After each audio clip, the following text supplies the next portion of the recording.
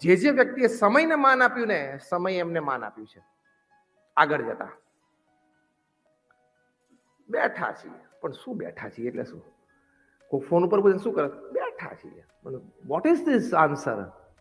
આ જવાબ એટલે શું? આ જવાબ એટલે નક્કી થયું તારામાં કોઈ એટીટ્યુડ નથી, તારામાં કોઈ ફ્યુચર પ્લાનિંગ નથી, તને તારી જિંદગીની કિંમત નથી, તને કોઈ સમયની પાબંદી નથી, કશું જ નથી તારામાં. આ જવાબ જો આપ્યો ને ફોન ઉપર કોઈને, કોઈ શું કરો? બેઠા છીએ, પતી ગયો, ચોકડી ગોન. તારે કઈ જીવનમાં તને કઈ મળશે નહીં. If you're not doing something physically, do something mentally. If you don't have something to do mentally, do something emotionally. But do something. આ નિર્ણય કરશો ને, આળસ ઘૂસશે નહીં, અને આળસ તમારા જીવનમાં નહીં ઘૂસે તો ક્યારે નેગેટિવિટી આવશે જ નહીં. આ પ્રેક્ટિકલ સ્ટેપ. બીજું, પોઝિટિવિટી માટે પ્રતિકૂળ પરિસ્થિતિમાં આંખ ખુલ્લી રાખવાની, કાન ખુલ્લા રાખવાના, મગજ ચાલુ રાખવાનું કે અત્યારે સંજોગની આ પરિસ્થિતિ છે, એમાંથી હું મારું એડવાન્ટેજ લઈ શકું. હવે હું તમને તાળાના ચાવી કરતા આગળની ચાવી આપું છું, master key. Not just the key but the master key. કોઈ પણ દુઃખમાંથી મારો એડવાન્ટેજ લઈ શકું, કોઈ પણ પ્રતિકૂળ પરિસ્થિતિમાંથી હું એડવાન્ટેજ લઈ શકું, કોઈ પણ વિરોધમાંથી હું મારો એડવાન્ટેજ લઈ શકું. આપણા દેશના સર્વોચ્ચ વ્યક્તિ પાસે આ કળા જબરજસ્ત છે. કોક ગાળ દે ને એને પણ વોટ બેંકમાં ફેરવી નાખે. કળા છે, ડિસ્ટર્બ નહીં થવું. ગાળની સામે ગાળ નહીં બોલવાની, ગાળને વોટ બેંકમાં ફેરવી નાખવાની. કોઈ પણ પરિસ્થિતિમાંથી મારે એડવાન્ટેજ લેવો છે. આ પણ એક બહુ જ સરસ સૂત્ર તમે બધા સાથે લઈને જજો. ગમે તે સંજોગ, પ્રતિકૂળતા, દુઃખની વચ્ચે હું આમાંથી મારો એડવાન્ટેજ શોધીશ. કોઈને નુકસાન નહીં કરું, કોઈને ડિસએડવાન્ટેજ થાય ને મને એડવાન્ટેજ થાય એવો ભાવ નહીં રાખવાનો, એવી ક્રિયા પણ નહીં કરવાની. કોઈને નુકસાન થયું નહીં, પણ હું મારો એડવાન્ટેજ કઈ રીતે લઈ શકું. 2008ની સાલમાં પેરિસમાં બે મિત્રો મળ્યા. એક કેલિફોર્નિયાથી આવેલા, એક ત્યાં પેરિસમાં રહેતા હતા. અઠવાડિયું કંઈક કામ હશે એટલે પેરિસ આવ્યા હશે ને ઓવર ધ વીકેન્ડ એ લોકોએ કહ્યું કે let's get come together for a dinner. શનિવારે રાત્રે એ લોકો એક હોટલ પર મળ્યા. શાંતિથી 4-6 મહિના પછી મળતા હતા બંને મિત્રો. એટલે બેઠા, જમ્યા કરે, વાતો કરી. બહાર આવે ને ત્યાં તો રિસેપ્શનિસ્ટ પાસે લોંગ ક્યુ. બંને જણા મૂંઝાણા કે આટલી મોટી લાઈન શેની છે ફોયરમાં. એટલે રિસેપ્શનિસ્ટને પૂછ્યું કે આ લાઈન શેની છે આટલી મોટી? તો કે આ તો બધા લોકો જે કેબથી આવેલા, ટેક્સીથી, એ લોકોની લાઈન છે. પોતાની કારથી આવેલા બધા નીકળી ગયા. તો કે કેમ આટલી મોટી લાઈન? તો કે અત્યારે સખત બરફ વર્ષા ચાલે છે. આખા પેરિસ શહેર ઉપર બરફ વર્ષા છે. વિન્ટરની સિઝન હશે. એટલે કે કેબ્સની મુવમેન્ટ, ટ્રાફિકની મુવમેન્ટ આખા શહેરમાં ઓછી થઈ ગઈ છે. અને આપણી જે હોટલ છે આખી આ ફૂડ સ્ટ્રીટ છે, એમાં વચ્ચોવચ્ચ છે. એટલે કોઈ કેબ બે બાજુથી એન્ટર થાય ને તો પહેલા હાયર થઈ જાય છે, અહીં સુધી પહોંચતી જ નથી. એટલે આ લાંબી લાઈન છે. પછી રિસેપ્શનિસ્ટે પૂછ્યું આ બે યુવાનોને કે sir, have you come by a cab or by your own car? તો કે we have come by cab. તો કે sir please join the queue. તમે લાઈનમાં આવી જાઓ. બંને જણા ક્યુમાં જોઈન થઈ ગયા. જે રીતે ક્યુ મૂવ થતી હતી ને ખબર પડી કે 2.5-3 કલાક તો અહીં બેસી જ રહેવાનું છે. આપણે આ પરિસ્થિતિમાં મૂંઝાઈએ એટલે ખોલો મોબાઈલ, ચલો એની ના નથી. ખોલો ઈમેલ, ચલો એની ના નથી. તમારે કંઈ કામ હોય ઈમેલમાં, વોટ્સએપ મેસેજીસ મૂકવાના હોય, વાંચવાના હોય, આન્સર કરવાનો, દેટ્સ ફાઇન. અને વળી કોઈ સાવ નવરો હોય તો આમ ગોળ ફરીને ક્યુ સાથે સેલ્ફી લઈ લે અને પછી પોસ્ટ કરે, ઓ માય ગોડ સ્ટ્રેન્ડેડ. એટલે થોડી ઇમોશનલ ઇમોજી બધા આવે, oh my God, oh my God.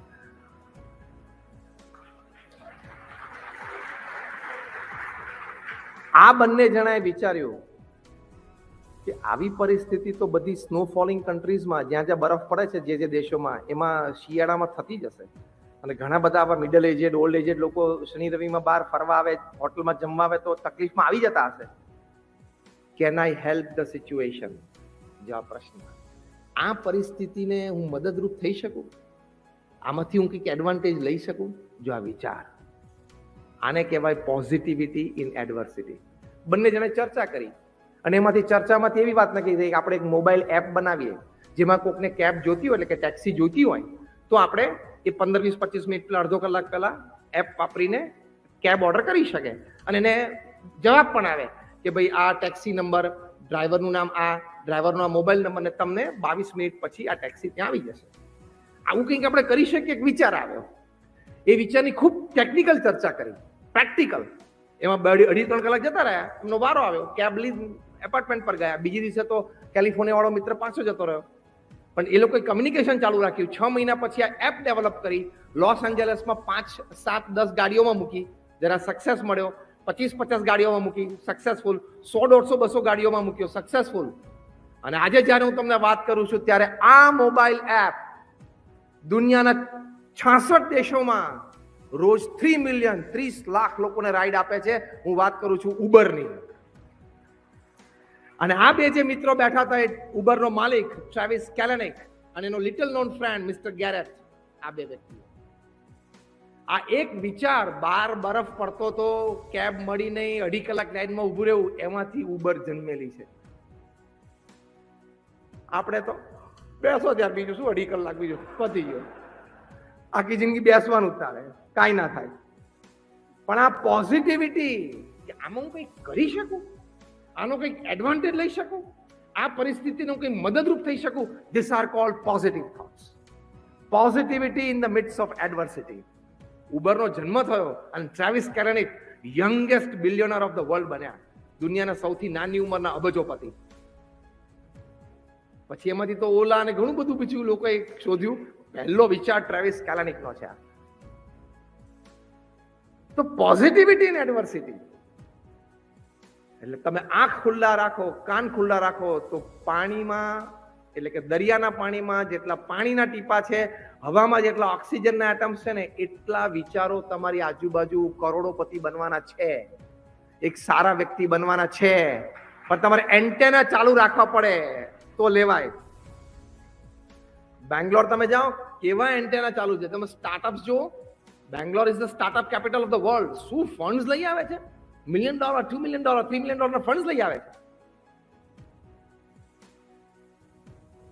તો વિચાર ચાલુ રાખો તો નવો વિચાર પકડાઈ જાય.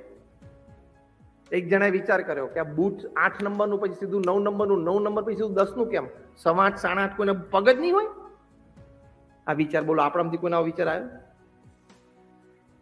જો તમને પૂછે તમારા બૂટની સાઈઝ 8, 7, 9, રાઉન્ડ ફિગર જ બોલીએ છીએ. અને આપણને પહેલાથી સિસ્ટમમાં ગોઠવાઈ ગયું, ગ્રાઉન્ડ ફિગરમાં જ હોય. પણ રાઉન્ડ ફિગરમાં નથી હોતું. હા, 8.25 હોય, 8.5 હોય, 8.25 હોય. એટલે હવે કસ્ટમાઇઝ બૂટની દુનિયા શરૂ થઈ. એટલે 8 ને 9 ને 7 વાળા બધા કાર્યક્રમ પૂરો થશે જીવ, અથવા તો એ લોકોએ આવવું પડશે. છે ને વિચારની તાકાત. ઘણી વખત આપણે આમ મારો પગ 8 નો છે પણ આમ થોડાક 8 ના બૂટ ટાઈટ પડે છે, આમ મારો પગ 9 નો છે પણ ખબર નહીં 9 વાળા પાછા થોડા ખુલ્લા પડે છે, 8 ના દબાઈ છે અને 9 નો ખુલ્લું પડે છે. આવું થાય છે ને. અત્યારે ઘણા તો અત્યારે હું બોલ્યો ને ત્યારે ખબર પડી કે મારા બૂટમાં મારે એવું જ છે. પહેરું પછી હવે અત્યારે પહેરેલ બેઠો, હવે અત્યારે બધા ચેક કરતા હશે જો નીચે કે અત્યાર સુધી બૂટ બરોબર છે, પણ હવે આમ પગ ફેરવું છે ને એટલે ખબર પડે કે આ થોડું ઢીલું પડે છે અથવા થોડું ટાઈટ થાય છે. Now you start understanding, isn't it? હવે વિચાર આવવા માંડ્યો. આ કોકને વિચાર આવ્યો અને એને કસ્ટમાઇઝ કરે. દરેક વ્યક્તિના બૂટ કસ્ટમાઇઝ જ હોવા જોઈએ. અને 8.5 આપણે જે રાઉન્ડ ફિગર જેવું જ બોલીએ છો એની દ્રષ્ટિએ તો એ તો કહે છે કે 8.5 હોય, 8.10 હોય, 8.13 હોય અને 8.14 પણ એની સાઈઝ હોઈ શકે છે. તે લેવલ સુધી ગયા. આખી દુનિયા રિવોલ્યુશનાઇઝ કરી નાખશે કે નહીં? આખી મોટી ક્રાંતિ લાવી દેશે કે નહીં ફૂટવેરમાં?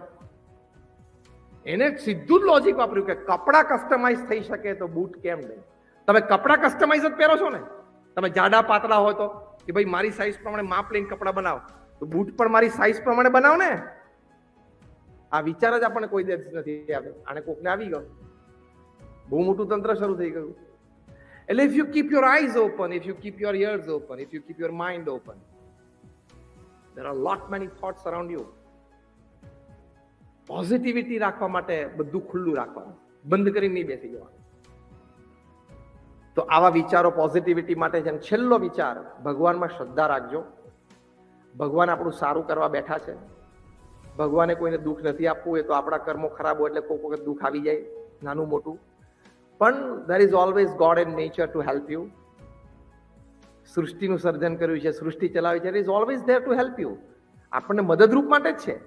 પણ આપણે એ નેચર સાથે કોંગ્રુઅન્સમાં જીવવું પડે, નેચરના લોસ સાથે કોંગ્રુઅન્સમાં જીવવું પડે. If you go against nature, you will invite problems. If you work with nature, you will have all kind of advantages in life. તો જીવનમાં બધા લાભ થશે, તો જીવનમાં બધા ફળ મળશે. છેલ્લી વાત કહીને પૂરું કરું. બહુ જ મોટા મેનેજમેન્ટ ગુરુ છે ઓગ મેન્ડિનો. એમને પુસ્તક લખ્યું છે the greatest salesman in the world. કારણ કે એમને લખે છે સાંજ પડે તો આપણે બધા સેલ્સમેન જ છીએ, કંઈક ને કંઈક પ્રોડક્ટ વેચીએ છીએ.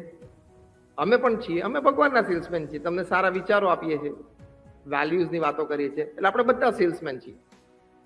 તો ધ ગ્રેટેસ્ટ સેલ્સમેનમાં એમને 10 મુદ્દાઓ લખ્યા છે. મેં એક મુદ્દો લખ્યો છે, બહુ જ સરસ શબ્દો લખ્યા છે. પર્સનલી મને તો એ શબ્દ બહુ ગમે છે. I am just sharing with you. Og Mandino લખ્યું છે, ગોડ નેવર પ્લેઝ ફેવરેટ્સ. ભગવાન છે ને પક્ષપાત નથી રાખતા. તું માની ના બેસતો કે મને ભગવાને ઓછું આપ્યું છે, મારામાં શક્તિ ઓછી આપી છે, મારાથી કંઈ નહીં થઈ શકે. તું નક્કી કર ને તો એ તો કોન્સ્ટન્ટ મદદ કરવા તૈયાર છે. તું નક્કી કર ને તો એનર્જીનો ધોધ વરસાવવા માટે તૈયાર છે. તું નક્કી કર. You decide and is always there to help you. બહુ સરસ વાત ઓગ મેન્ડિનો લખી છે.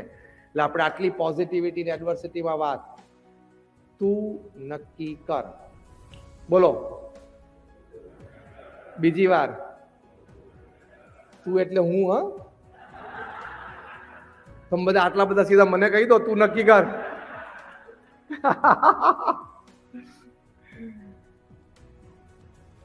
I will decide. And if I decide, I can. If I decide, I can. બસ હું નક્કી કરું તો થઈ જ શકે. This is called positivity in adversity. એટલે દેશી ભાષામાં કાયમ આ જ રાખવાની. બધું જામેલું જ છે, જામે જ છે અને જામશે જ.